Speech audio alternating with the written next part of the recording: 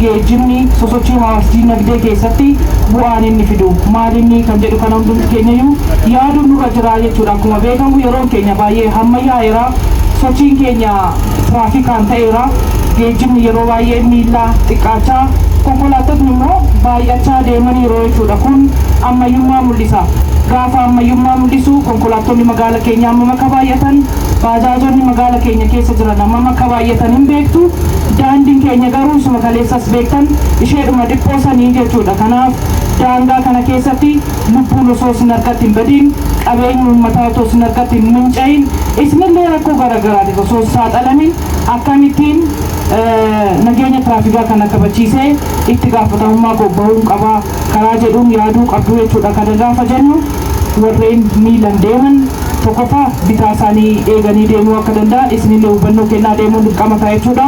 Lammaffaa namoota baay'ee dadhaboo ta'an, daa'imman xixiqqoo, qaamoliin miidhamoo ta'anii daandii qaxxaamuruudhaaf deeman akkamittiin dursa isaaniif kennine daandii qaxxaamuruu qabu waan jedhu kana gara sammuu keenyatti dhufuu qaba jechuudha. Geejjibni baay'ee murteessaa fi guddina dinagdee biyya tokko keessatti iddoo olaanaa qaba. Keessattuu guddinni biyyaa karaan ittiin inni guddatu daandii geejjibaatiin imala taasifamu keessatti iddoon inni qabuu fi gaheen inni qabu guddaadha. Hidda dhiigaa biyya tokkooti jennee kan fudhannu geejjibni murteessaa fi barbaachisummaan isaa olaanaa akka ta'e, biyya guddatu keessatti immoo hagam qooda akka qabu ilaaluun ni danda'ama.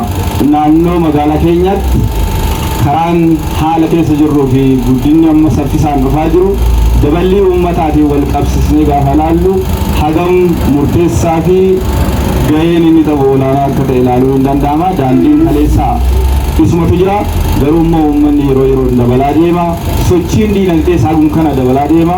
Kanaaf sochiin daandii gubbaa irratti godhamu baay'ee of eeggannoo akka barbaadu. Balaawwan uumamaa deeman dabalaa akka dhufan daandii amma nuti qabnu kana qofa irratti fayyadamuudhaaf of eeggannoo guddaa akka nu barbaachisu. Qaamni asitti argamee fi keessattuu immoo qooda fudhattoonni asitti argamtan daandii kanarratti sirnaan fayyadamuun, of eeggannoon fayyadamuun hawaasa keenya tajaajilaa deemuun baay'ee